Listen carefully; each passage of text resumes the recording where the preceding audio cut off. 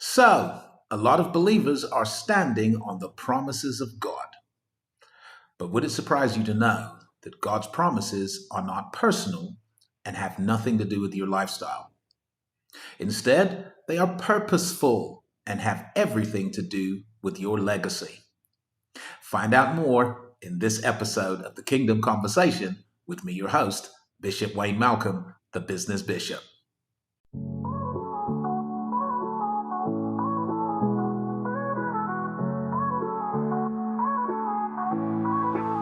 Welcome to the masterclass, take a seat, it's time to soar.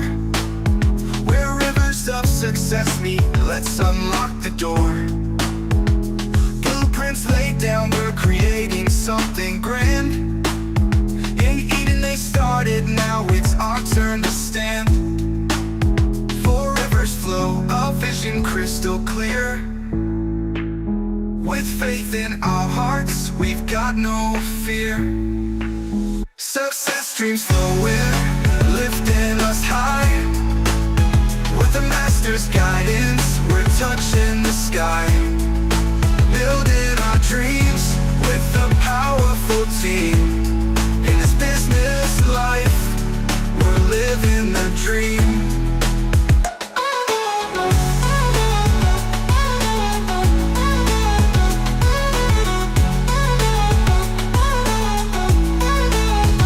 The 4-year plan, we're rejecting that slow grind. 40 years wasted, leave that behind. Unless the Lord builds, it's all in vain. Divine designs, we're breaking the chains. Biblical blueprints, success is blessed. Let's rise up together, we'll never rest. Success streams flowing, lifting us high. With the master's guidance, we're touching the sky. Building our dreams with a powerful team. In this business life, we're living the dream. So here's to the journey, we're set to take flight. With faith as our armor, we're ready to fight.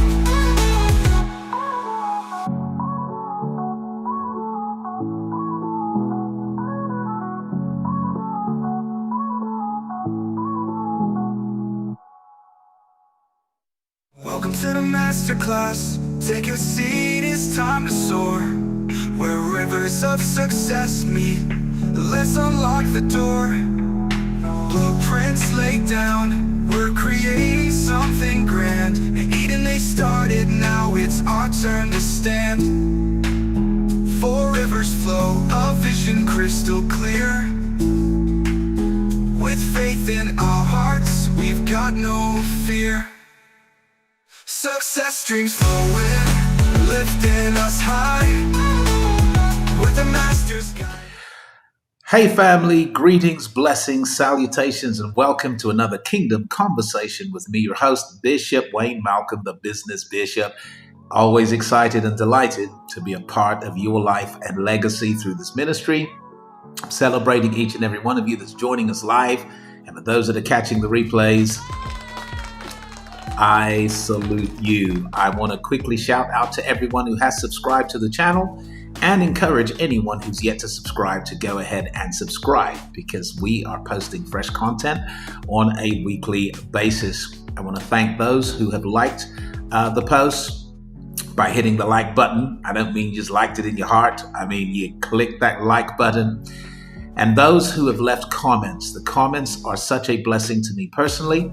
They remind me that I'm in the right place at the right time, doing the right things for the right people. But by simply subscribing, liking, commenting, and of course sharing the post, you are partnering with us in ministry and making this channel more findable by people like you who are looking for content like this. So thank you, thank you, thank you. Subscribe, like, comment, share. That's the message. Subscribe, like, comment, share. Let's get this kingdom conversation out and about. All right, look, we are on the back of an amazing week. The Spirit Led Business Challenge was literally phenomenal, totally epic, transformational. It constituted an elevation in our understanding, a paradigm shift, an epiphany, light bulb moments were just going off on each day of the challenge. And so I want to celebrate everyone that was part of the challenge. And of course, the good news is that we'll be running the challenge again next month, and we'll give you more information about that at the end of today's session.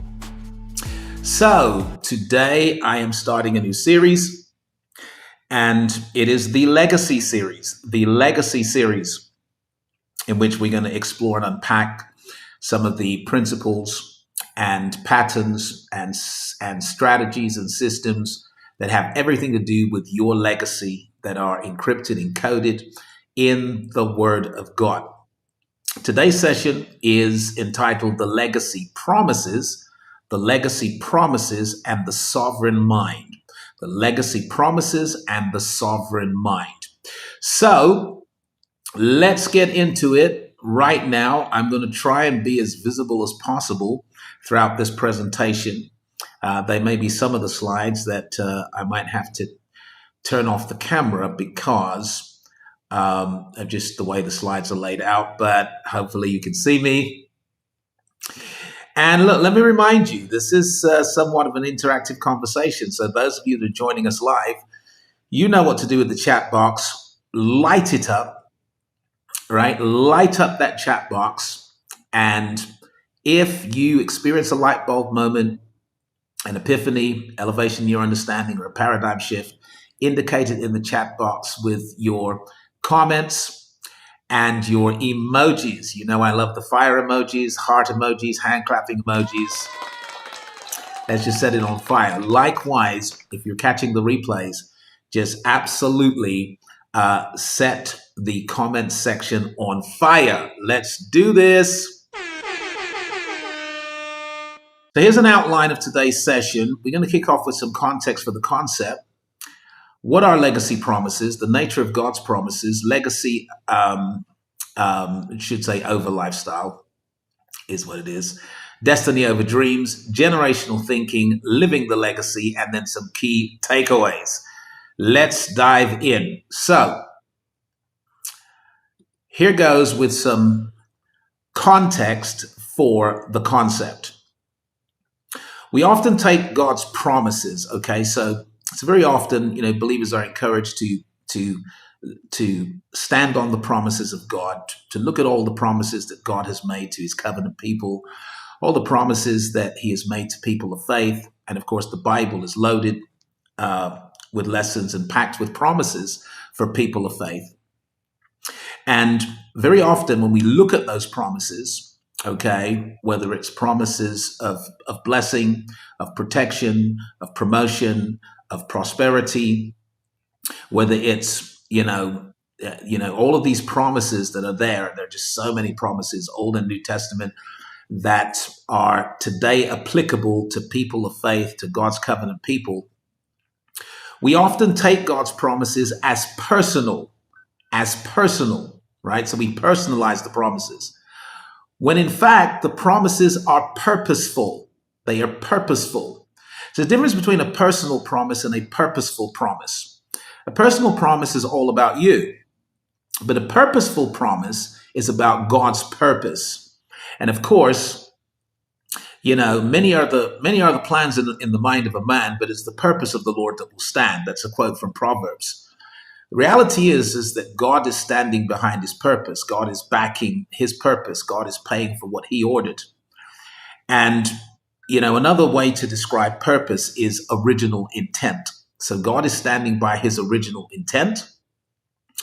And this means that God will get in the end everything that he wanted in the beginning.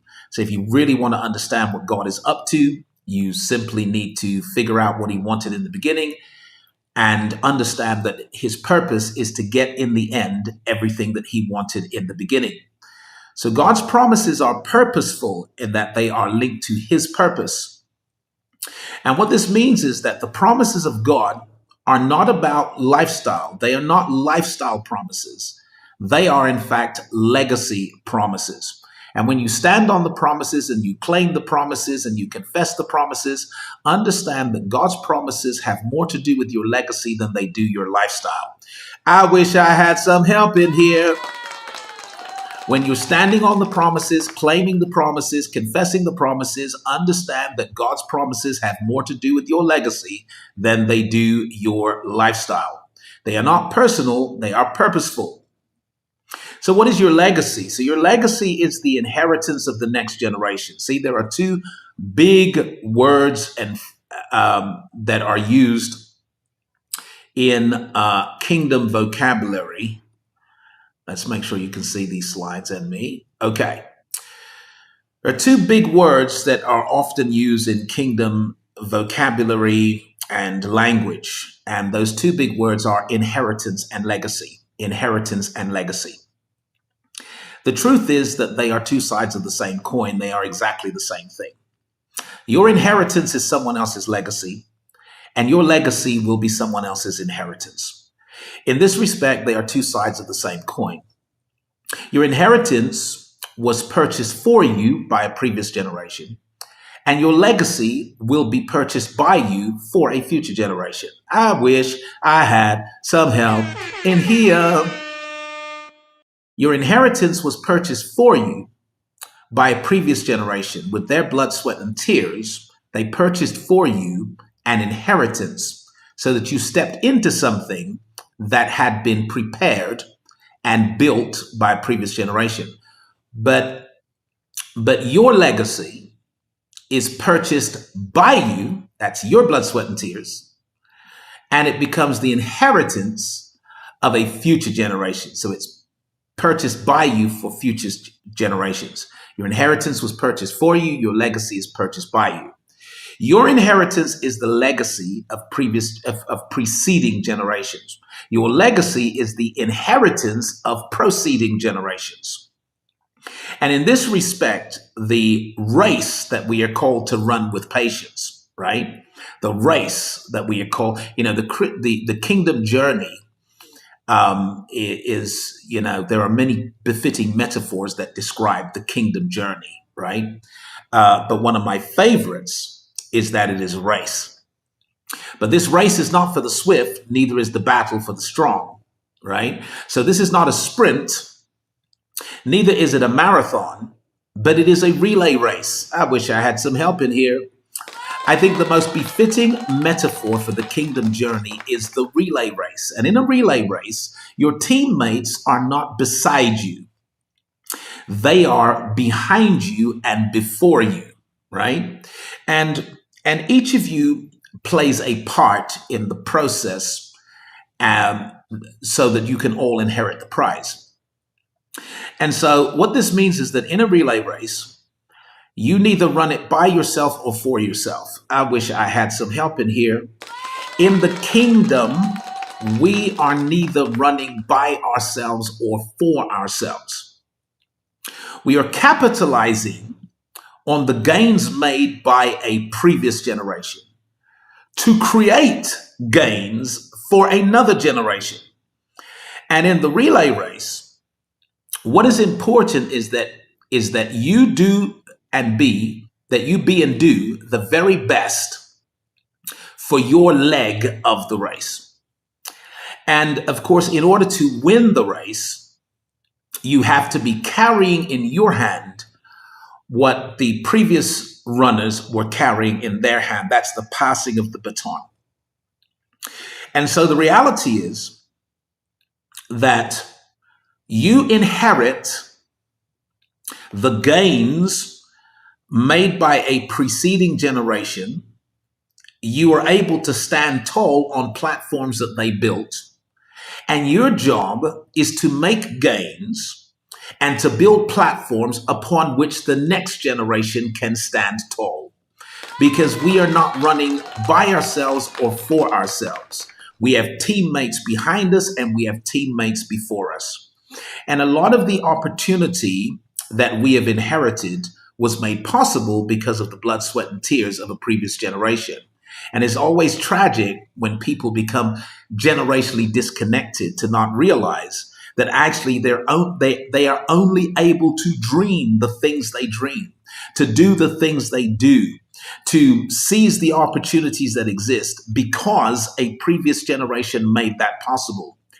And if you're truly cognizant of what previous generations have done, you will assume responsibility for what the proceeding generations do. In this respect, you have generational dreams and generational goals. You have generational vision and generational solutions. And you become the good man who leaves an inheritance to his children's children. All right? And you understand that you are part of the process. You are a piece in the puzzle. You are not the big picture. I don't know why I'm so obsessed with my sound effects today, but it is what it is. So let's look at some key elements of a kingdom legacy. Starting with a definition. Legacy is the spiritual, intellectual, and material inheritance you leave behind that continues to advance God's kingdom long after you are gone, right? So your legacy is your presence in your absence. Woo! I wish I had some help in here. Your legacy is your presence in your absence. Your legacy is the spiritual, intellectual, and material inheritance that you make available as a platform for the next generation so that they are able to build taller and build higher and build better simply because of your gains, your spiritual, intellectual, and material capital, making it possible for them to take the purpose of God to another level. In this respect, legacy is rooted in succession, right? This is why biblically there is no success without succession. This is why the patriarchs mourned being childless. This is why the culture said that it is a curse to go childless, because the idea was that actually, without succession, there is no success. So they were obsessed. You know, the obsession of patriarchs is succession. That's their obsession. The obsession of young men may be participation, but the obsession of patriarchs, spiritual fathers, is succession. And so there comes a point in your spiritual maturation where you turn your attention to raising and releasing others to carry forward the assignment, because you realize that the promises, the purposes, and the plans of God are simply too big to squeeze into any one person's lifetime. Like if God makes you a promise, that promise is bigger than you. It's beyond your means, reach, and years.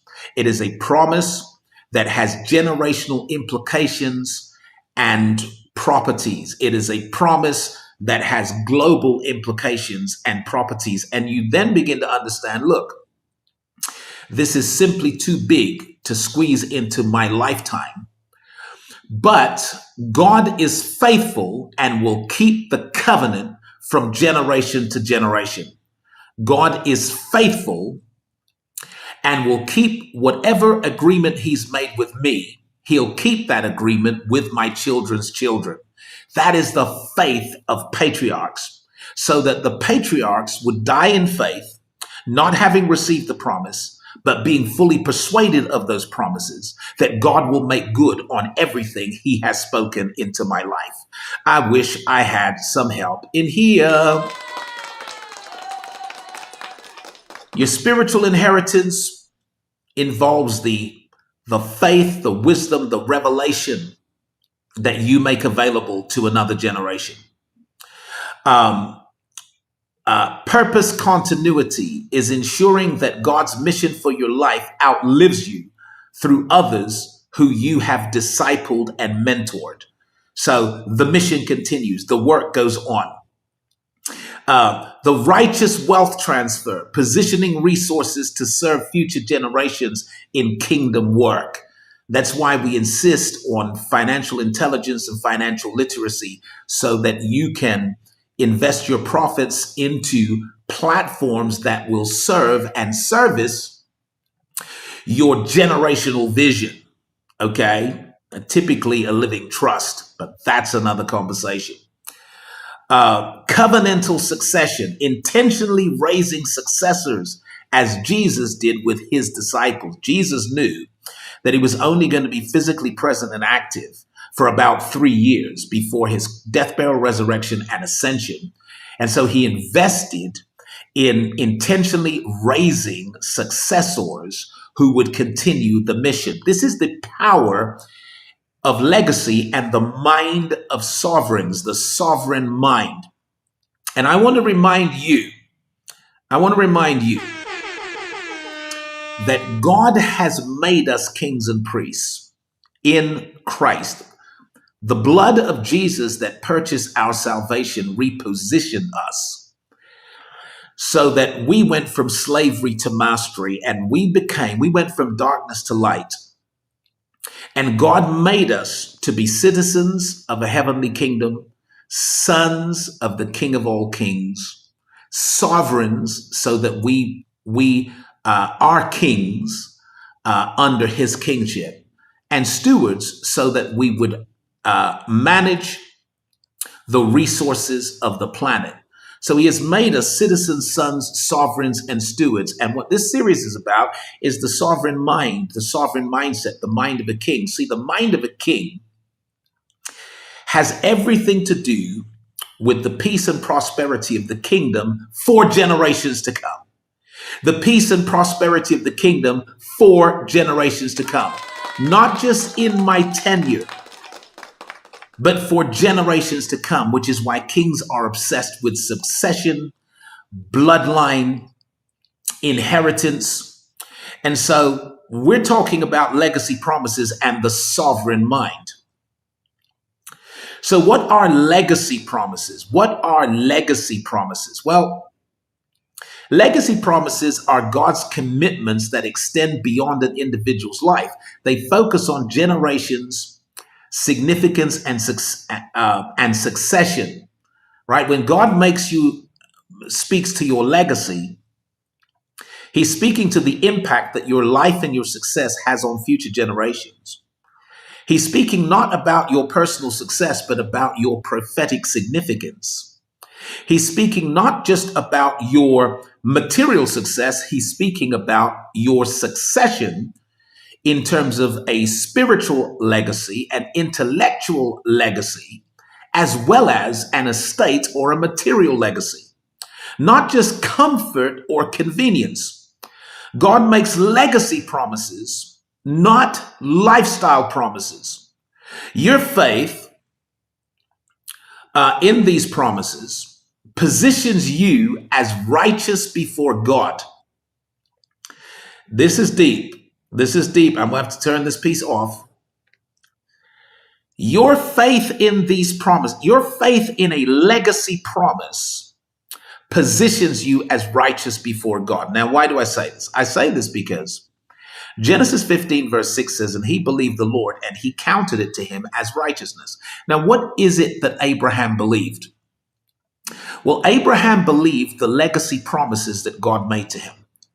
And God said to Abraham, count the stars if you can, which you can't because they're innumerable. And then God said, so shall your seed be. In other words, your descendants will be innumerable as the stars of the heaven, as the sand of the seashore. And when Abraham believed that, God counted it to him as righteousness. Now, I understand that theologically and Christologically, this points to salvation and justification by personal faith in the finished work of Christ on the cross. But I also don't want us to ignore the fact that it was Abraham's faith in his legacy promises that positioned him as just and righteous before God. Because there's something just and righteous and morally and inherently moral about you believing the legacy promises of God in your life.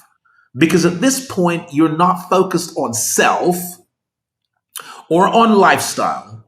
You're focused on succession and legacy. And this positions you as qualified for God to do big and amazing things in your life. God's promise to Abraham was about descendants, nations, and blessing the whole earth. God said, "In your seed shall all the families of the earth be blessed." The Spirit led business challenge was epic. The great news is that we're doing it again. From October 28th to the 31st, a group of no more than 12 entrepreneurs with big dreams and legacy goals will gather for a transformational experience. For 1 hour a day over 4 days, I'll coach and train you live on how to build a business that truly partners with God. You'll learn how to cut a success covenant with God, read the biblical blueprints for business success, access your spiritual intelligence, discover God's guide to purpose-driven prosperity. It's live, practical, and interactive with answers to your real questions. Spaces are limited and it's strictly first come, first serve. And for those who secure their spot, I'm including a powerful bonus, my full spiritual intelligence course worth $1,000 completely free. This is your invitation. Don't miss it. Click the link and register today before it's too late. So this brings us to the nature of God's promises, the nature of God's promises. When God makes you a promise, and of course, the Bible is loaded with promises for covenant people, for people of faith. But I want you to notice that God's promises are typically generational in that they span lifetimes. They have generational implications and they are of generational significance. God's promises are typically global in terms of impact on nations and cultures. God's promises are typically big picture promises in that when God makes you a promise, that promise is typically a piece in a puzzle. And the piece in the puzzle is designed to bring clarity to the big picture. Very important for believers today to realize that we are pieces in a puzzle bringing clarity to a big picture. We are not the picture, we are the piece. The picture is Christ. Christ crucified, Christ risen, Christ reigning. That's the picture. But we are pieces in the puzzle that bring clarity to that big picture. The moment you begin to think that you are the picture, you think that God's promises are to you, for you, about you exclusively. But when you understand the nature of God's promises, that they are legacy promises, then you realize that these are promises designed to bring even more clarity to the big picture. And of course, we see this very clearly in the Lord's Prayer, what we call the Lord's Prayer, that I typically think of as the kingdom prayer, perhaps the most prayed prayer in the world today. Our Father who art in heaven, hallowed be thy name. Thy kingdom come, thy will be done on earth as it is in heaven. Do you know what the first word of the kingdom prayer is? The first word of the Lord's Prayer is? The first word is our. Our. I wish I had some help in here. It's not my Father who art in heaven, give me this day my daily bread. It's our Father who art in heaven, give us this day our daily bread. Forgive us our trespasses. Lead us in the, deliver us from evil. Lead us in the paths of righteousness for your name. It's all about us and our. It's not about me and my. which means that you cannot even pray the kingdom prayer effectively until you identify as part of a bigger picture. You cannot pray the kingdom prayer effectively until you identify as part of a community or a nation who share common interests. So God's promises are collective. They are big picture promises, and they are strategic in that they are pointing towards an end game, in that God fulfills his promise to you because that advances his purpose and that contributes to a successful end game. Very important to notice that God's promises are strategic. So when God speaks to Abraham and says, "So shall your seed be, I will bless you, I'll make you a blessing, and in your seed shall all the families of the earth be blessed," that's not lifestyle talk, that's legacy talk. I wish I had some help in here. That's not lifestyle promises, that's legacy promises. That's God speaking to the impact that Abraham's faith would have on future generations, on the big picture, on the prophetic purpose, because the nature of God's promises is that they are simply too big to squeeze into any one person's lifetime. The nature of God's promises is that they have global and generational implications, significance, and properties. They shape generational patterns, platforms for they create platforms for purpose and processes for growth. God says, "I am the God of Abraham, the God of Isaac, and the God of Jacob." That's the God who keeps covenant from generation to generation. All right. Legacy over lifestyle. Legacy versus lifestyle. Lifestyle goals, lifestyle prayers, lifestyle dreams, lifestyle aspirations are aspirations concerning your personal comfort, your personal status, and your personal wealth. And can we just be brutally honest about this? The vast majority of people in the success movement, in the self-help movement, in the personal development movement, have lifestyle goals and lifestyle dreams. And we can tell this by the way that opportunities are advertised. Opportunities are advertised in terms of the cars you could drive, the house you could live in, the yacht you could own, the private jets you could fly, the fashionable clothes you could wear, the luxury and expensive accessories that you can sport. So the majority of people who are in the movement, studying how they can build a business, studying how they can create personal wealth, are literally obsessed with lifestyle goals, lifestyle dreams, lifestyle aspirations, which have exclusively to do with your personal comfort, your personal status, your economic and social status, and your personal wealth. Whereas legacy goals, legacy dreams, legacy aspirations have more to do with the enduring impact of your success, of your wealth, and of your status. It has to do with the reach of your influence and the inheritance that you are able to create for future generations. So here's the challenge today. It is to prioritize legacy over lifestyle. Legacy over lifestyle. Now, it is not a challenge to forget about your lifestyle. It's not a challenge to undermine lifestyle goals. It's not a challenge to forget any lifestyle ambitions or aspirations.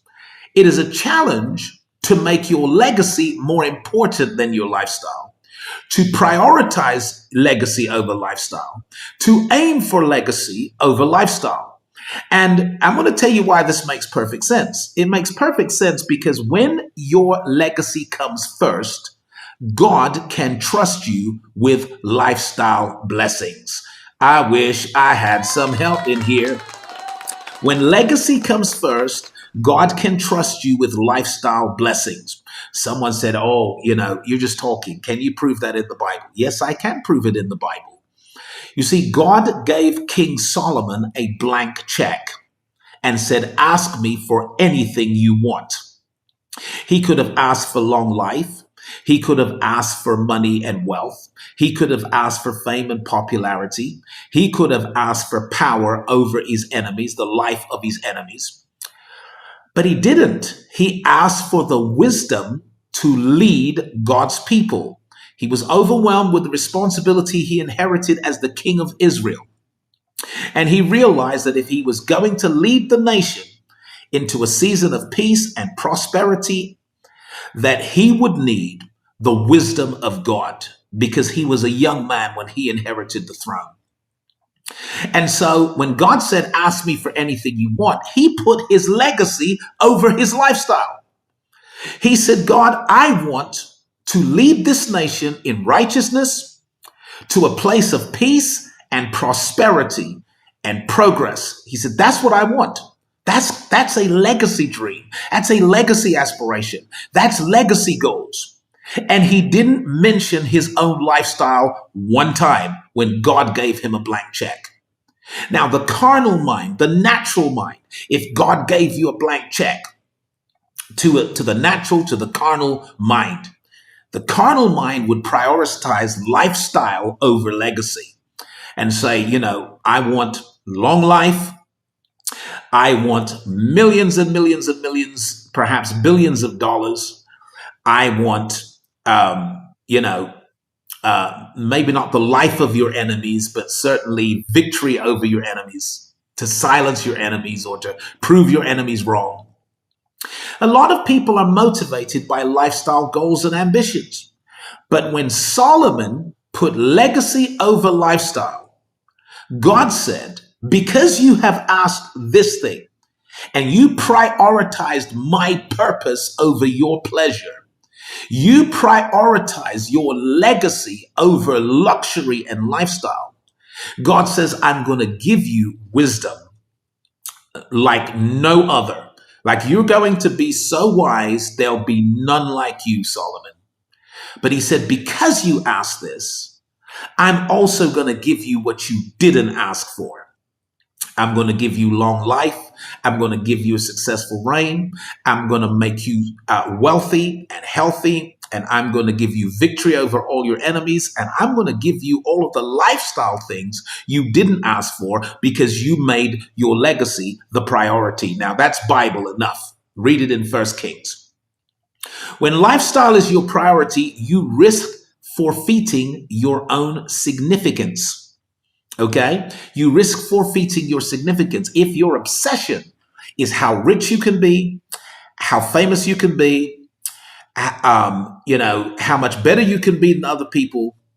If your only reason why you're doing business, your only reason why you're studying successology, your only reason why you're attending seminars, your only reason why you're reading the books, the only reason why you're working on yourself is so you can improve your own quality of life and personal lifestyle, guess what? You may get some of what you're looking for, because these are just timeless principles that work for people who work them, regardless of their religious, philosophical persuasion. A lot of people are rich and living the luxurious life who have no faith in God, who are humanist, who are agnostic, or who are antagonistic towards Judeo-Christian values, kingdom values.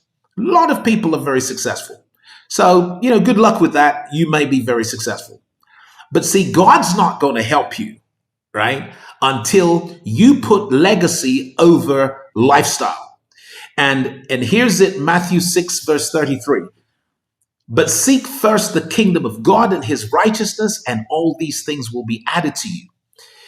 It's about prioritizing the root over the fruit, the cause over the effect, the source over the supply, the wisdom over the wealth, the legacy over the lifestyle. When you make these God things your priority, everything else follows, Because you asked for this thing, I'll give you what you asked for, and I'll give you what you didn't ask for. And this is the same as putting your destiny over your dreams, because there's a difference between your dreams and your destiny. You can live your dreams and destroy your destiny at the same time. What? I think I need a sound effect. You can live your dreams and destroy your destiny at the same time. Let me show you this. Had Joseph not forgiven his brothers, he would have lived his dream, but he would have destroyed his own destiny. See, when Joseph sat on the throne as the prince of Egypt and a father to Pharaoh, as the most influential person and powerful person in the kingdom of Egypt, and his brothers stood before him, and he revealed himself and said, I am Joseph, your brother. Well, at that point, he had a choice. He could have exacted revenge on his brethren, or he could have forgiven them. The truth is that when he sat on the throne, he was living the dream, because the dream only spoke about him occupying a lofty position of power and prestige. That was the dream. And he was living the dream when his brothers stood before him. But to fulfill his destiny, he had to forgive his brothers and bring his family into the prosperity. So it's very possible to live your dream and yet destroy your destiny. But see, if you put your destiny over the dream, not only do you fulfill your destiny, but you also live the dream. You see, success is the dream, but significance and succession is your destiny. And when you put significance and succession over your success, God gives you success. You get the significance and the succession, but you also get the success. Your dream, here's the difference between your dream and your destiny. Your dream is what you want for yourself. Your destiny is what God wants through you. Your ambition asks, that's your dream, asks, what can I get from life? But your assignment asks, what is life asking from me? And so you have to make the shift from what can I get from life, what do I want from life, to what does life want from me?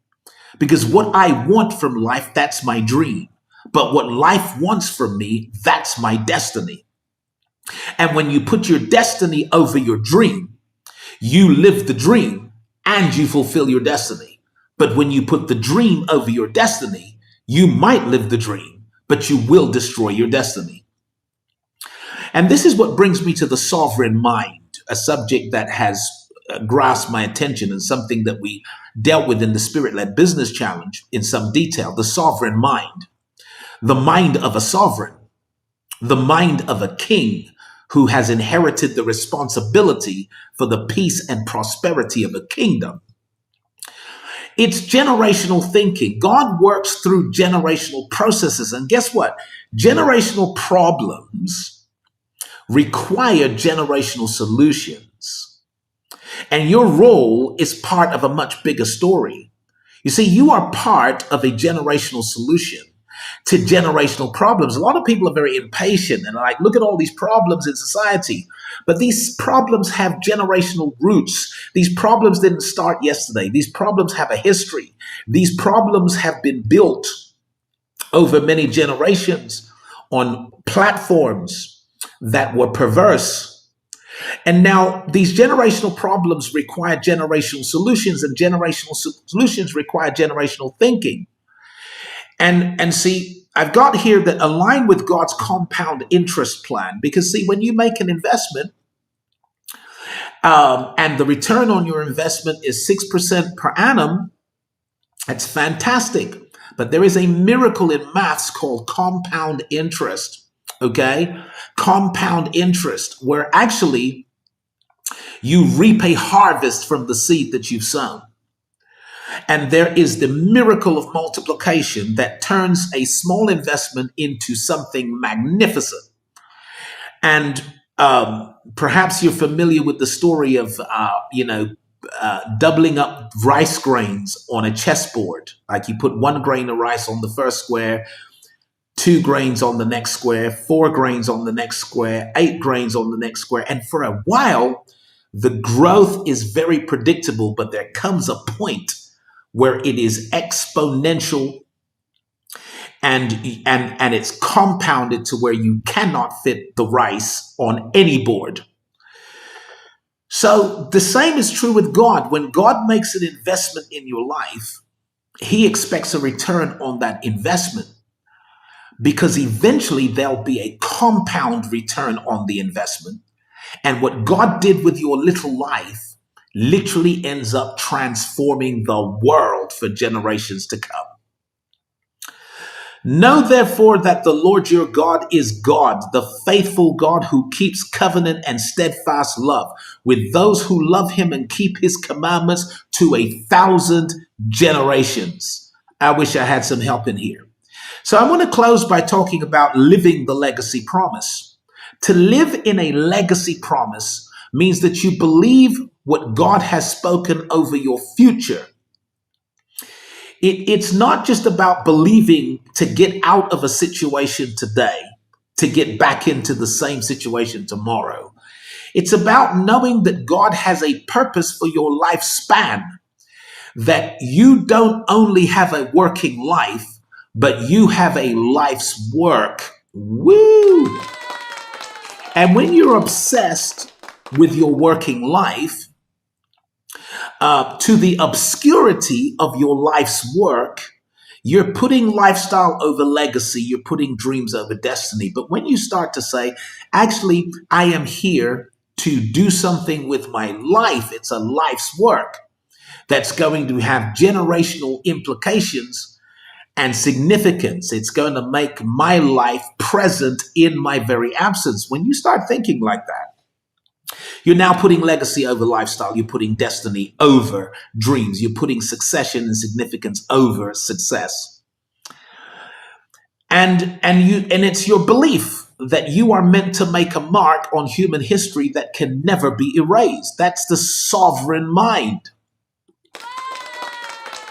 Build legacy goals that extend beyond your lifetime. Measure success by your significance and succession, not by luxury. When you align purpose with God's plan, he provides what you asked for and even what you didn't ask for. So here are the key takeaways. When God makes you a promise, he is not speaking personally to your lifestyle. He is speaking purposefully to your legacy. I wish I had some help in here. We really need some sound effects with that. When God makes you a promise, he's not speaking personally to your lifestyle. He's speaking purposefully to your legacy. God's promises always carry generational implications. Legacy is about impact, inheritance, and influence, not just income. When you choose legacy over lifestyle, God adds abundance without it becoming your idol. Your life becomes part of a divine story that outlives you. Now to him who is able to do exceeding abundantly above all that we ask or think. See, and sometimes that scripture is taken out of context because you can't even imagine. You haven't yet imagined what God will do with your success if your significance and succession is more important to you than the success. If your legacy, what God will do for your lifestyle, if your legacy is more important than your lifestyle. I'm simply saying, seek ye first the kingdom of God and his righteousness, and all these things will be added unto you. What an amazing session. What an amazing kickoff to the legacy series. You don't want to miss the next installation of this legacy series because it's coming out in just a few days. So subscribe to the channel, like the post, leave a comment, grab the link and share it with your family, friends, neighbors, and networks. And do not go before you watch these ads. It's the Business Bishop bidding you Godspeed and peace out. Hey, I'm Bishop Wayne Malcolm, author, coach, and founder of the Epic Kingdom Network. If you've ever felt like something's missing in what you've been taught about Christianity, you're not wrong. Most of us were taught that heaven and the hereafter are the goal, prize, and sole objective of the faith. But the original message of Christ taught us to engage, to influence, and to transform the world. Believe it or not, Jesus didn't die to get us into heaven. He died to get heaven into us, and then through us into the earth. What if I told you that Christianity was never meant to be a religion, but rather a relationship and a global revolution? A divine intervention, not a man-made institution. The original message and mission of Christ was hijacked, diluted, distorted, and replaced with a religion. My new ebook, Kingdom Theology for Kingdom Citizens, is not just another devotional, it's a call to action. A bold reintroduction to the original message of Christ, a message of dominion, not escapism, of transformation, not tradition. You'll learn what it means to rule and reign with Christ, to steward wealth with purpose, to influence government, education, culture, and business as an ambassador of heaven. This book will shift your lens, stir your spirit, and set you on course with divine clarity. And right now, for a limited time, I'm giving you free access to the digital and audiobook versions. No cost, no catch. Just click the link in the description, grab your copy, and step into clarity. In the Bible, 40 days is never just 40 days. It's a turning point and a spiritual reset before a destiny release. 40 days of rain and Noah pioneered a new world. 40 days on the mountain and Moses received a nation-shaping blueprint. 40 days in the wilderness and Jesus stepped into global impact. After the resurrection, 40 days of kingdom teaching prepared the leaders of the early church. That's not a coincidence, it's a spiritual success system. Given that all these Bible characters launched their own legacies with a 40-day challenge, let me ask you, would you give God 40 days to transform the next 40 years of your life and legacy? What if 40 days of alignment could unlock 40 years of clarity, authority, and prosperity? What if 40 days of focus could unleash 40 years of favor? Check out my new 40-day challenge, an intensive kingdom immersion for entrepreneurs, builders, creators, and visionaries. Each day, we dive deep into kingdom philosophy, psychology, economics, business, and leadership. So you can stop the grind and start to grow with spiritual precision. Perhaps the next 40 years is waiting for you to consecrate 40 days of focused discipleship so that you can create a lasting legacy of success. If you're serious about your next season, don't miss this moment. Check out the link in the description and register now.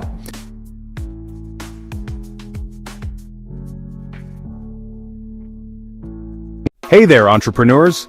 If you enjoy the teachings of Bishop Wayne Malcolm, I've got something amazing for you. Introducing the New Breed Community, an exclusive online platform for kingdom-conscious entrepreneurs, professionals, investors, and creators.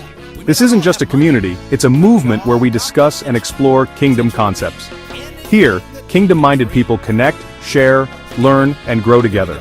Inside, you'll find exclusive content from Bishop Wayne Malcolm, including special sessions just for members. And the best part? It's free to join. The New Breed Community sits on the Heartbeat platform, where Bishop Wayne Malcolm is excited to meet you online. Join us for weekly Q&A sessions with Bishop Wayne, and get exclusive insights that can transform your life. Love to read? Join our book club to feed your mind and spirit. Got a prayer request? Post it and let's lift each other up. Have a testimony? Share how God's goodness is shining in your life. We're more than just a community, we're a movement. Discover the powerful relationship between your profession and your purpose. Join us now on the Heartbeat platform. Connect with us and let's grow together.